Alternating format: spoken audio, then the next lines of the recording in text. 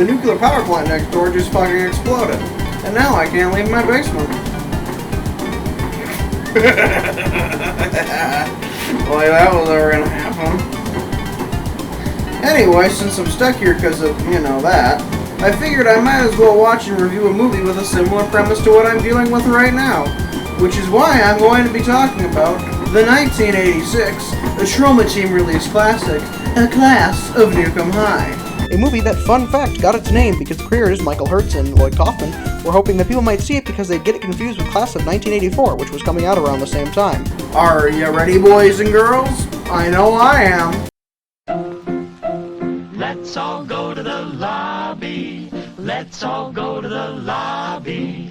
Let's all go to the lobby to get ourselves a treat. The movie starts out with a nuclear waste fuck-up. The story of my fucking life. The guy running this circus show, played by R.L. Ryan, better known as the dude who played the mayor of Tromaville in The Toxic Avenger, says that they can't shut down the place because of the possibility of an investigation. This negligence leads to the neighboring school being infected by toxic chemicals. Which, I mean, if you're gonna let a nuclear power plant be set right next to your school, that's just natural selection at that point.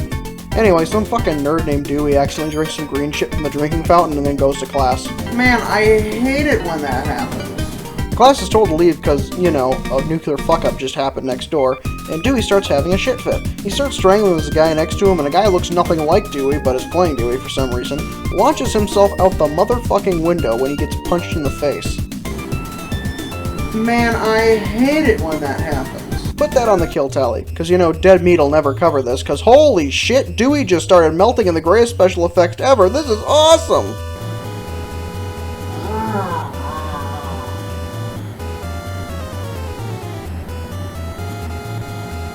Next we get school folk going to school and radiation folk looking for radiation, while a genuinely awesome soundtrack plays in the background. Basically, Troma may be questionable in its quality sometimes, but the music always fucking rocks. This theme song by Ethan Hurt is great, and a perfect sort of scene setter for the tone of the movie. I love it. We meet our two main characters, Warren and Chrissy, making out in Warren's car as they talk about why there's nuclear dudes everywhere. I'd say it's probably because of Dewey melting like one of those frickin' Bugs Bunny ice cream pops with gumball eyes, you know the ones. Then we meet Eddie and his freaky friend Kathy, which to this day I still can't figure out if they're actually dating, or if this is just some girl that he kinda likes to screw sometimes. It's literally never once explained, but they're seen on screen together multiple times, which makes me think they're just kinda swingers. The two go into the basement of the school and start making out in a fallout shelter by the survival crackers, as one does. Nuclear green shit starts dripping from the walls and ceiling on Kathy, and she comes to the logical conclusion that Eddie just unleashed his white thunder on her, and she smacks the shit out of him and leaves. As one would do logically. Instead of going, I'm in a rickety-ass basement, maybe it was shit from somewhere else, like the ceiling. Not to mention, to my knowledge, baby batter ain't green. Unless maybe you're the Hulk. This movie's fucking dumb at times. Then they introduced this one guy, I don't know his name, so let's just call him RDJ from Back to School with that goofy-ass haircut. He was the one who got choked out by Revenge of the Nerds earlier. It always pisses me off when movies just never explain a character's name or mention it once, but it's just in passing, so you kinda just forget about it until they say it halfway through. Anyway, here we have our other fun dudes, the Cretans, our villains of the story. The Honor Society have been turned evil by green nuclear waste, and now dress up like they have a gig performing at Spooky Island from the Scooby-Doo movie. One of them, played by the dude from the Toxic Avenger, the one that always screams like a gosh darn maniac, Bozo. Eddie then buys a joint from Bozo the Cretin, whose name is apparently Pete, but I'm gonna just call him Bozo. Apparently they get their stuff from one of the workers at the power plant next door who grows his weed in one of the restricted areas. One of the Cretans there, correct me if I'm wrong, only appears in this scene and never shows up again. Dude looks like he's 30. Dude, what the f***?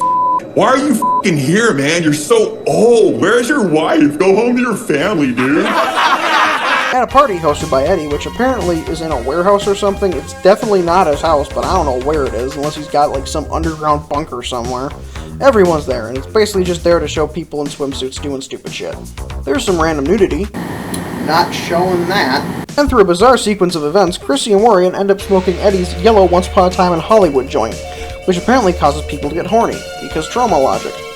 And then we get some gratuitous nudity. Not showing that. Meanwhile, Eddie and RDJ fail to hook up with chicks while Warren and Chrissy boink. After the party, Warren drives his lady home, and we finally get to know the other guy's name, Greg, but I'm still gonna call him RDJ. They probably said it earlier, but again, I find it really difficult to figure out what characters' names are sometimes because they just never say them. Although, to be fair, it did take me 5 episodes to tell you guys my name, so I don't know. Warren then goes to bed and turns into a nuclear monster.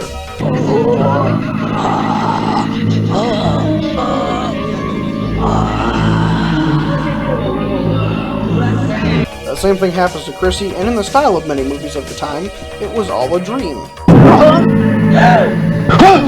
The next day, Warren goes home early from school and starts making the electricity in his house go apeshit, and then collapses like Joe Biden on a staircase. Meanwhile, 2 of the cretins steal an old lady's pocketbook.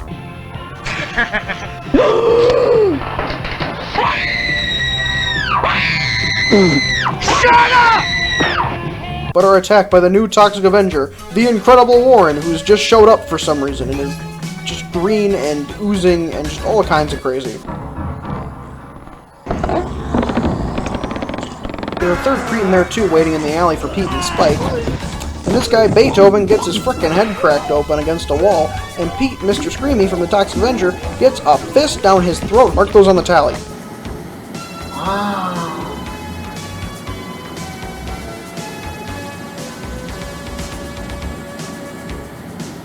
The surviving cretin regales his tale to the rest of his friends and the school's German teacher that he managed to seduce in an earlier scene. Disgusting. Meanwhile, at school, Chrissy don't feel so hot, so she goes in the bathroom and finds out she's pregnant with a demon baby and pukes it up in the toilet. And is rushed to the ER, which apparently is paging Dr. Fine and Dr. Howard. Guess they were big fans of Weird Al over at Troma, since he used the same bit in his music video for Like a Surgeon. The doctor explains to Chrissy's mother that Chrissy had a miscarriage, and her mom acts accordingly. A miscarriage! Warren is then harassed by Chrissy's mother at the hospital, and she just leaves the movie. She only appears in this scene. Meanwhile, the demon baby gets flushed down the toilet and ends up in the basement with the survival crackers.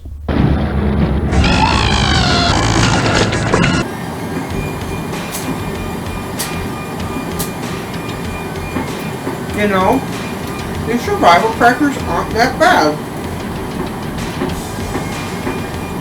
These expired 36 years ago. Eddie shows Warren a laser that can blow up radioactive shit. Foreshadowing. Warren beats up some more cretins in the bathroom and rips out this one dude Gonzo's nose rings. That may be the most horrifying thing in this movie. And all the cretins are expelled. Freeze! Drop that phone. To which they declare the U.S. a free country and sing the national fucking anthem in full. God bless America, limp dick. Oh, say, can you see by the dawn's early light what so proudly we hailed as the twilight's last gleaming? I'm also now realizing one of them is dressed like a chicken. I'm guessing he's a big fan of American Chicken Bunker. It cuts to the nuclear power plant as people keep on dying. I counted 3 lame-ass deaths. I'm just going to assume they died from waste. Put them on the tally.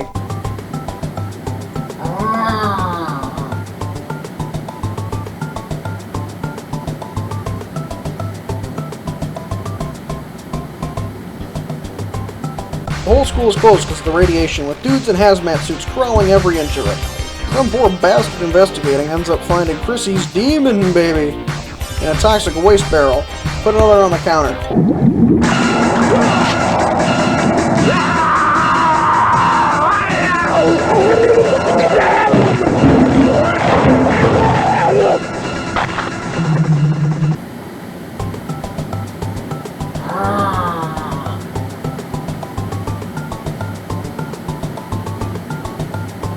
The head dude at the power plant talks with the co-owner of Troma, Michael Hertz, in a cameo, to have the principal close down the school under the guise of structural damage. One of the workers is wearing a 3M helmet, which if you're gonna have a dude who works for a company that knowingly poisons people, have him wearing a 3M helmet.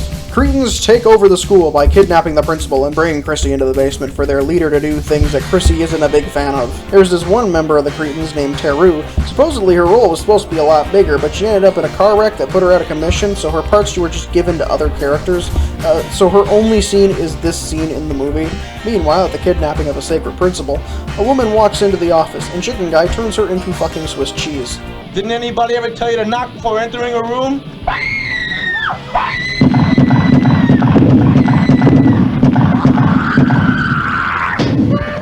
Put that on the tally.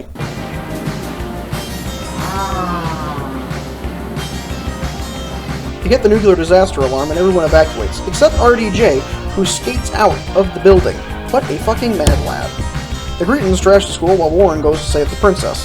However, unlike in the Mario games, this princess is not in another castle. She's just in the basement with Teru and Spike. He finds her in the basement, but the demon baby ain't a big fan of people trying to hurt his mama, so he puts a fist through Teru's head. Damn, that's a good monster effect. Although you can see the bottom of the dummy Teru. I don't know, it's still badass though. Put it on the tally. The monster is never seen in full, as the suit was just never finished. It was just the torso, arms, head, tail, and legs, but nothing in between. However, that does not stop this thing from being awesome. Warren and Chrissy run away from the madness, only to be chased on motorbike by a Cretan whom I don't know the name of. I think he might be named Lumpy, you can probably figure out why, but I'll just call him Dr. Frank Enfurter. He gets killed by Demon Baby in a pretty gnarly way, getting his face all torn up. Gonzo finds him and gets an eye poked out, so put both of them on the tally.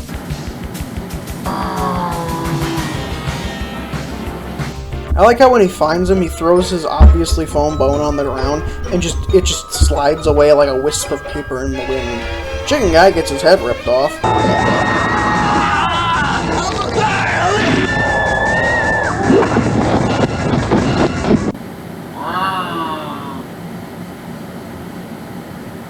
Warren and Chrissy end up in the same room as Spike, you know, the head of the Cretans, but Demon Baba Ex Machina saves them.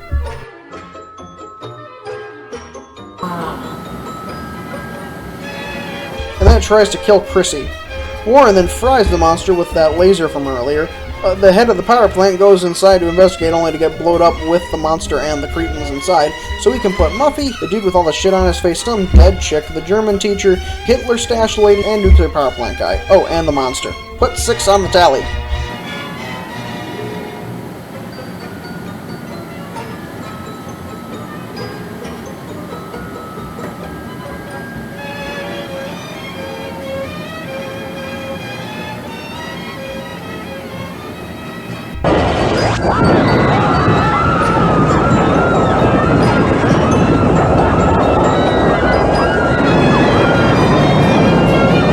A voice over an intercom that I have no idea where that's coming from then says Tromaville High School will be closed for remodeling, and the movie ends with people cheering and bulldozers and Return of Demon Baby!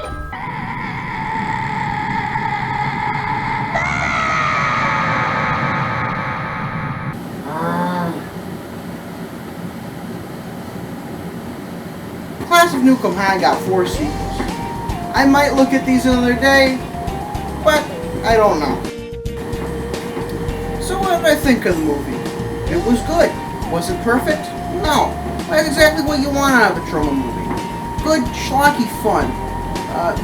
Blood, guts, boobs, drugs, and gore. I mean, what more could you want?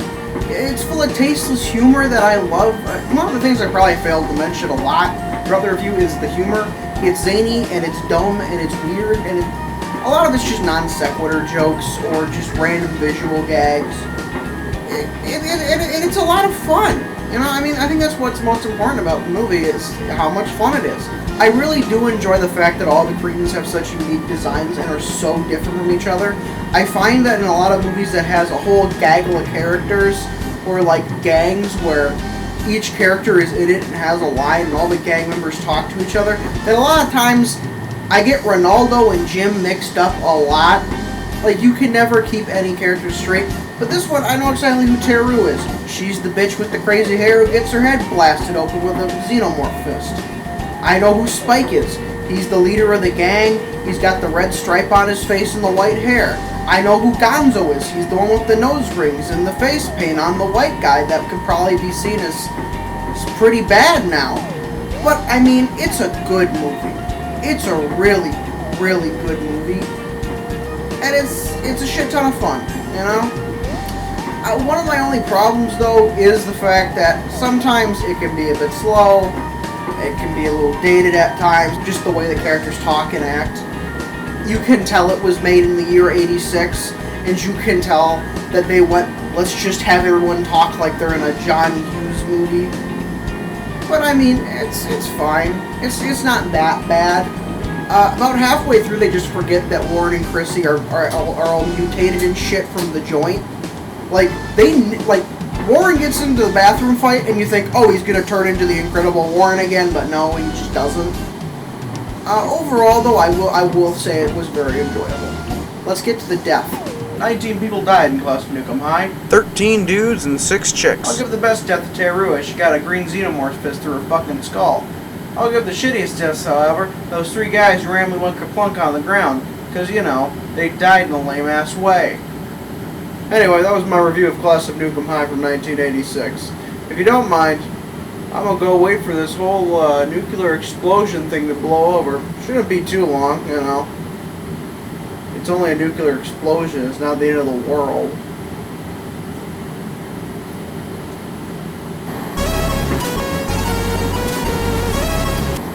Hello? Yes, okay. He did what now? Oh, damn, okay. So, the nuclear power plants can be shut down for a little bit longer than when we thought it would. But frankly, I don't know what I'm going to do. I guess I'll just have to sit in my easy chair, relax, eat all of my snack foods, binge watch the entirety of Ash vs. the Evil Dead. Why, this is terrible. Oh, we're gonna have fun tonight.